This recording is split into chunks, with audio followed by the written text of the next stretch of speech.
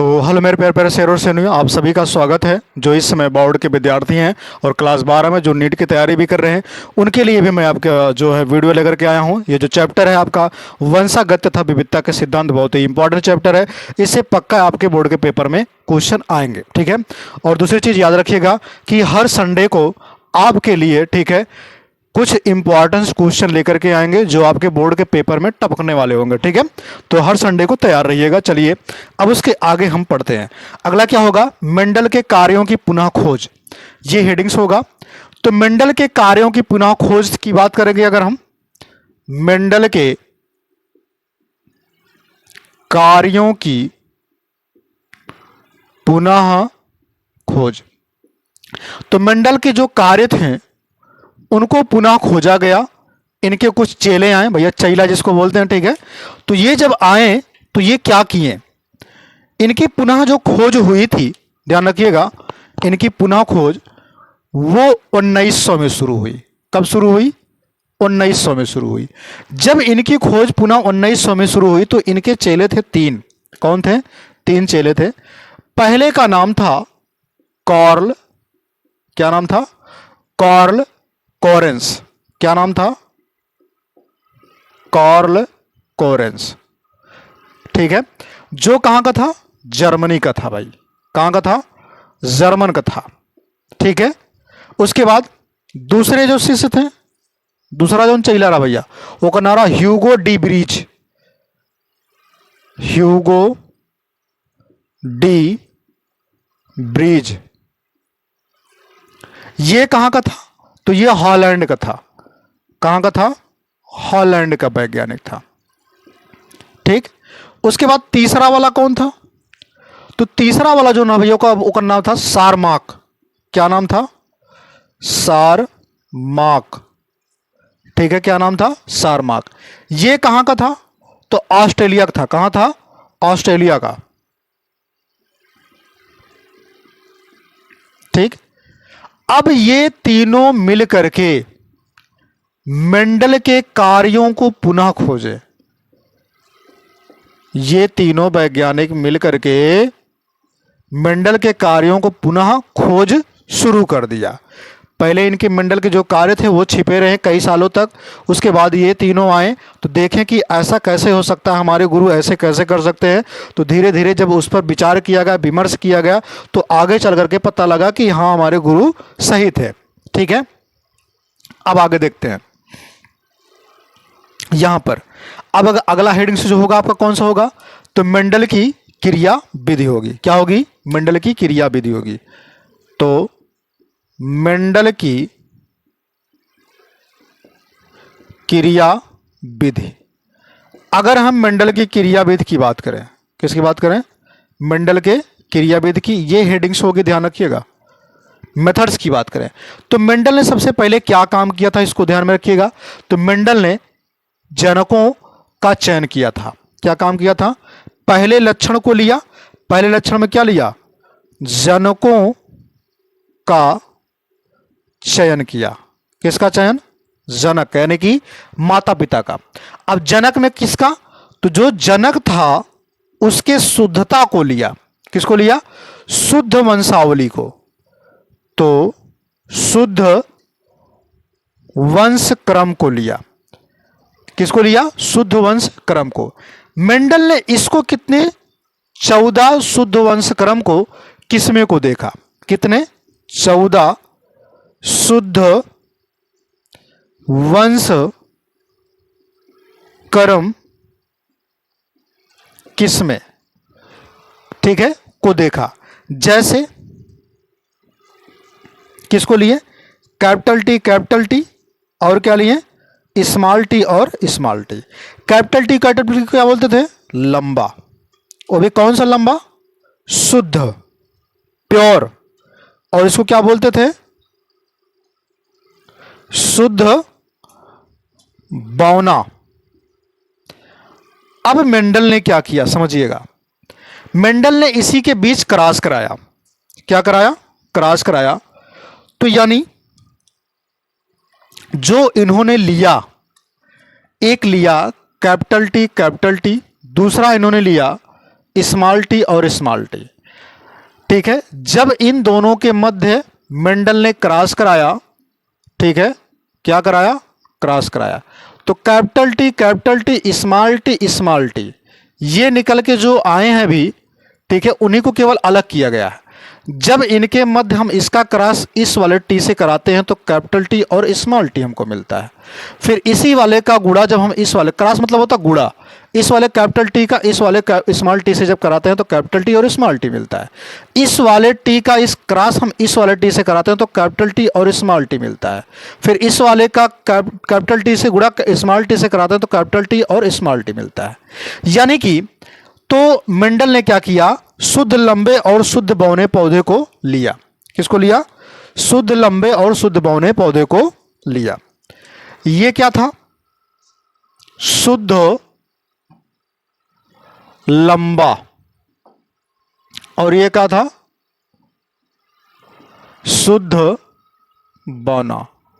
जब लिया तो देखा कि इसकी जो संतानें चारों प्राप्त हो रही हैं वो कैसी हो रही हैं, संकर लंबा।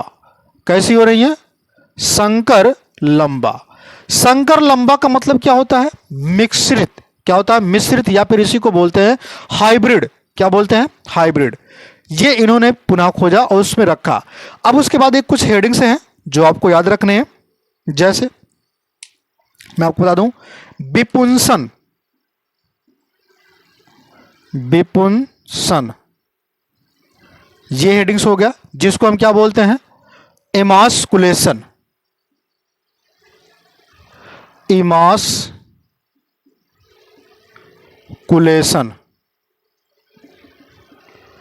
इमास्कुलेशन, सॉरी यहां पर ए रहेगा,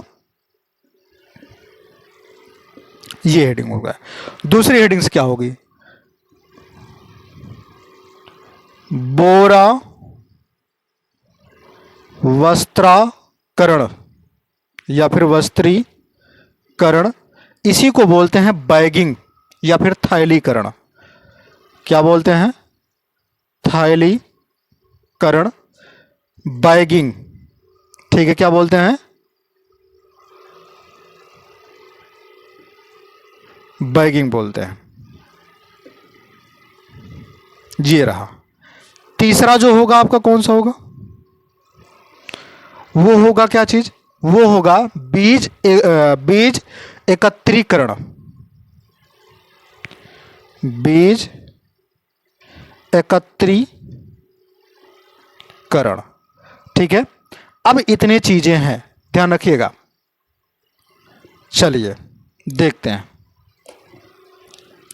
सबसे पहली चीज तो याद रखिएगा, यहां पर विपुंसन की बात किया। विपुंसन तब होगा जब हम उसके, जब कोई पुष्प हो, जब क्या हो, कोई पुष्प हो, मान लेते हैं क्या है, एक पुष्प बना देते हैं। ठीक, एक ये क्या बना दिए हम, पुष्प बना दे रहे हैं। ठीक है,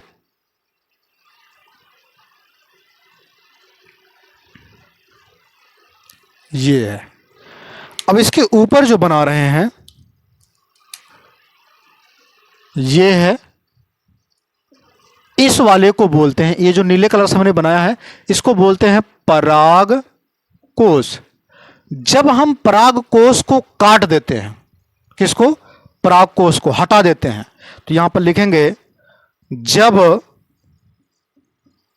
पराग कोश को हटा देते हैं या फिर काट कर निकाल देते हैं तो उसे हम क्या बोलते हैं, विपुंसन बोलते हैं। और ऐसे पुष्प को क्या बोलेंगे, विपुंसन पुष्प बोलेंगे। समझ में आया? अब है बोरा वस्त्रीकरण या फिर थैलीकरण। इसमें क्या होता है, विपुंसन पुष्प को, मतलब जो इसको काट करके जो हटाया गया है, ऐसे हटा देते हैं इसको काट करके जब हटा दिया गया, ठीक है, परागकोश को हटा दिया गया, अब क्या किया जाएगा, तो विपुंसन पुष्प को पॉलीथीन से ढकते हैं। यानी कि विपुंसन पुष्प को पॉलीथीन से, किससे, पॉलीथीन से ढकते हैं। मतलब यहां पर समझिएगा, ये जो हिस्सा होगा ये वर्तिकाग्र का हिस्सा होता है, ये वाला। अब इसी वर्तिकाग्र को क्या कर देंगे, पॉलीथीन लगा करके बंद कर देंगे, ढक देंगे। उसी को बोलते हैं बोरा वस्त्रीकरण या फिर थैलीकरण बोलते हैं। अब बीज एकत्रीकरण में क्या होगा, अगली पीढ़ी में आ जाएगा। बीज एकत्रीकरण में क्या होगा, ये अगली पीढ़ी में दिखाता रहेगा। तो यहां पे क्या लिखोगे, अगली पीढ़ी में आएगा। जब ये अगली पीढ़ी में, मतलब आने का मतलब ये दर्शाएगा, अगली पीढ़ी में दर्शाएगा, तभी ऐसा होगा। इसलिए तभी इसको लिखा गया अगली पीढ़ी में आएगा। ठीक है। अब उसके बाद क्या है, अगली हेडिंग्स जो आपकी होगी वो मटर के 7 लक्षण है। ठीक है, जो कि अध्ययन किए थे, किसने अध्ययन किया था, तो मेंडल ने किया था। किसने अध्ययन किया था, मेंडल ने। अब मेंडल ने मटर के 7 लक्षणों को जो अध्ययन किया था, वो लक्षण कौन कौन से हैं ये आपको ध्यान में रखने होंगे। तो 3 कॉलम आप बनाएंगे। ठीक है, क्या बनाएंगे, 3 कॉलम बनाएंगे। अब वो 3 कॉलम कौन कौन से होंगे ये भी आपको ध्यान में रखने होंगे। ठीक है, पहला हेडिंग्स क्या लगाएंगे, मटर के 7 लक्षण। मटर के 7 लक्षण यानी कि कौन से, 7 जोड़ी यानी कि पेयर। ठीक है, वो कौन कौन से होने वाले हैं, 7 ही लिखना, ध्यान रखिएगा। कितने लिखने हैं, 7 लिखने हैं। तो यहां पर 1 2 जगह कहां छोड़ूं, 2 3 4 5 6 और नीचे 7। ठीक है, 7 ही लिखने हैं। अब 7 में कौन कौन लिखने हैं ये ध्यान में रखना है। ठीक है, तो 7 में कौन कौन लिखने हैं ये आपको ध्यान में रखना होगा। चलिए आइए रखते हैं। पहले चीज, पहले वाले कॉलम में क्या लिखेंगे, लिखेंगे लक्षण। इसमें क्या लिखेंगे, लक्षण। इसमें क्या लिखेंगे, प्रभावी। क्या लिखेंगे, प्रभावी। इसमें क्या लिखेंगे, अप्रभावी। क्या लिखेंगे, अप्रभावी लिखेंगे। ठीक है, अब इतना हो गया, चलते हैं आगे देखते हैं। यहां पर समझिएगा, सबसे पहली चीज आएगा लक्षण में। तो लक्षण में हम 7 लक्षण लिख लेते हैं। कौन सा, तने की ऊंचाई। पहला कौन सा लिखेंगे, तने की ऊंचाई, पहला लक्षण। दूसरा लक्षण कौन सा होगा, वो होगा पुष्प की स्थिति। पुष्प की स्थिति क्या होगी, पुष्प की स्थिति होगी। तीसरा लक्षण क्या होगा, पुष्प का रंग। पुष्प का रंग। चौथा क्या होगा, ध्यान रखिएगा, तो चौथा होगा फली की आकृति। फली की आकृति। ये 4 हो गए। पांचवा कौन सा हो गया मेरे रसगुल्लो, पांचवें लक्षण की अगर मैं बात करूं तो ये हो जाएगा फली का रंग। फली का रंग। छठवें की अगर मैं बात करूं कौन होगा, तो छठवां आपका होगा बीज का रंग। बीज का रंग। सातवां और लास्ट कौन सा होगा, वो होगा बीज की आकृति। बीज की आकृति ये रहा। अब हम बात कर लेते हैं यहां पर इसी के जस्ट सामने वाले को, इसी के जस्ट सामने वाले को कि क्या क्या लिखेंगे।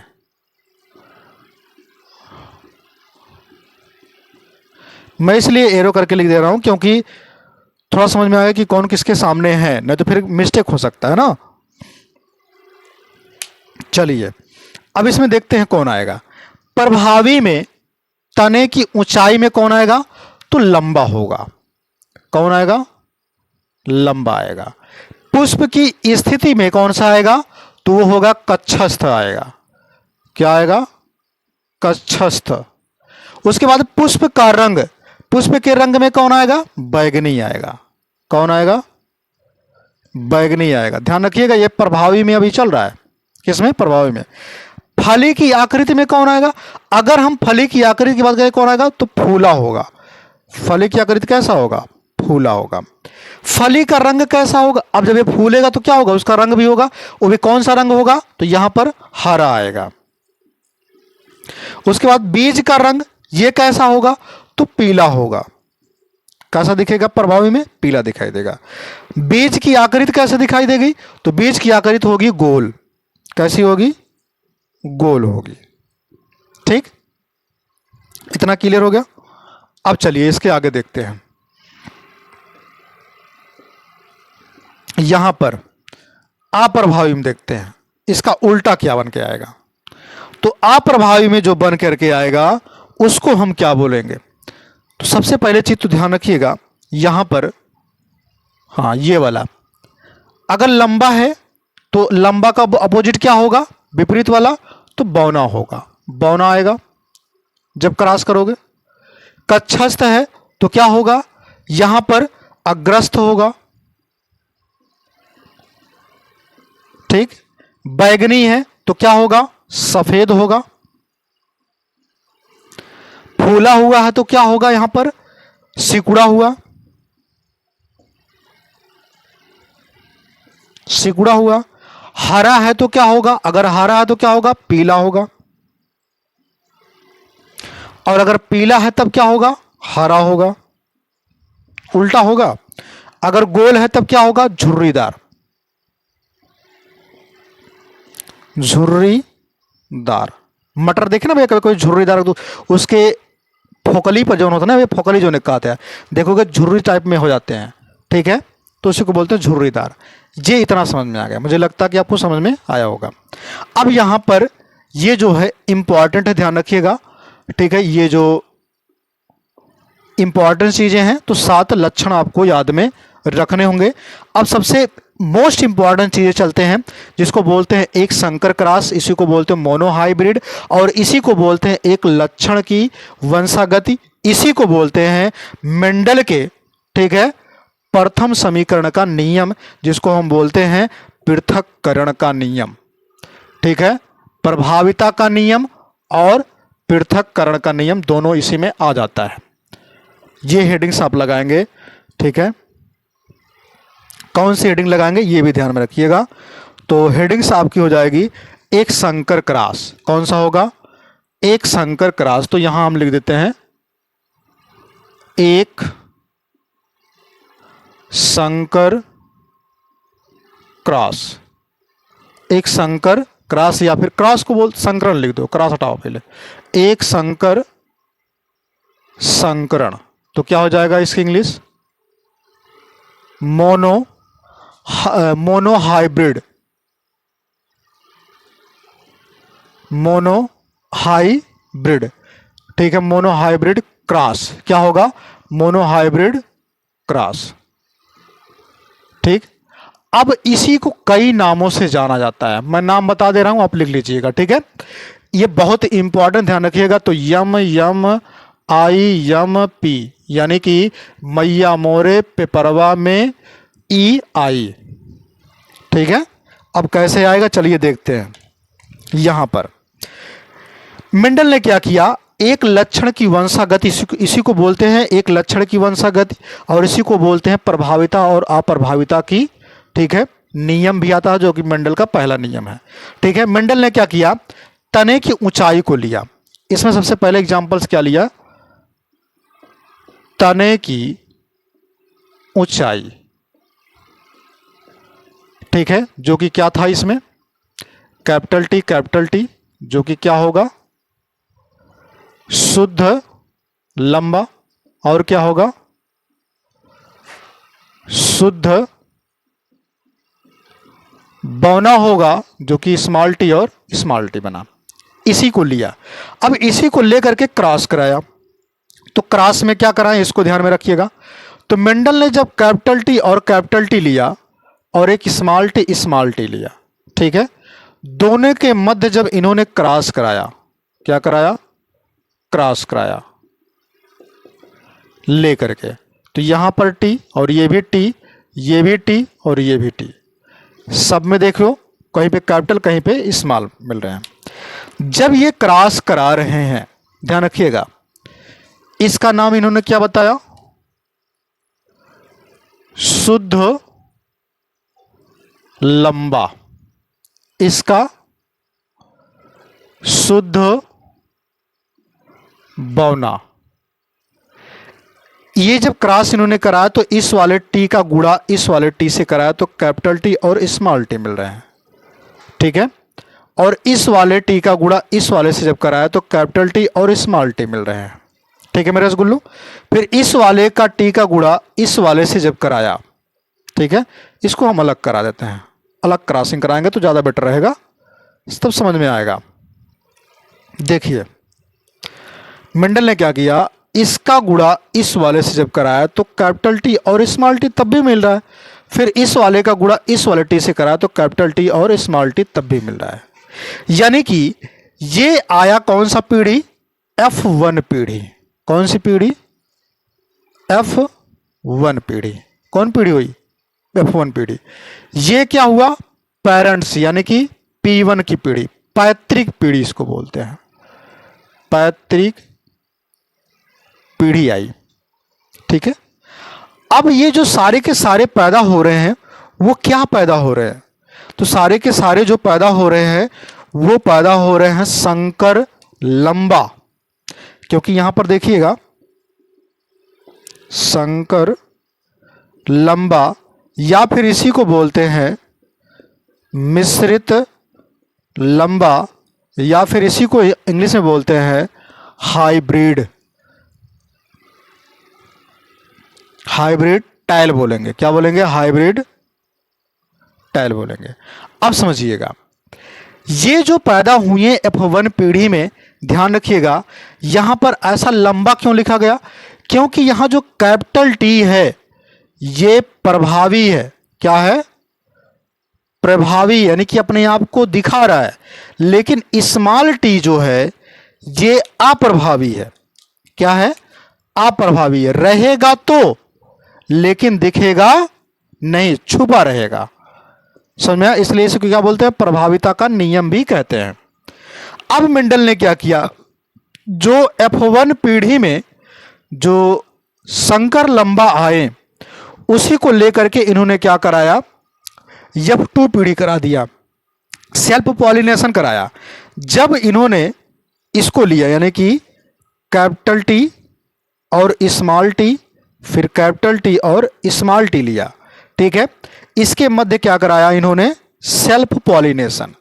सेल्फ पॉलिनेशन को बोलते हैं स्वपरागण। जब इन्होंने स्वपरागण कराया, जब स्वपरागण कराया इसको अलग अलग करके, तो ध्यान दीजिएगा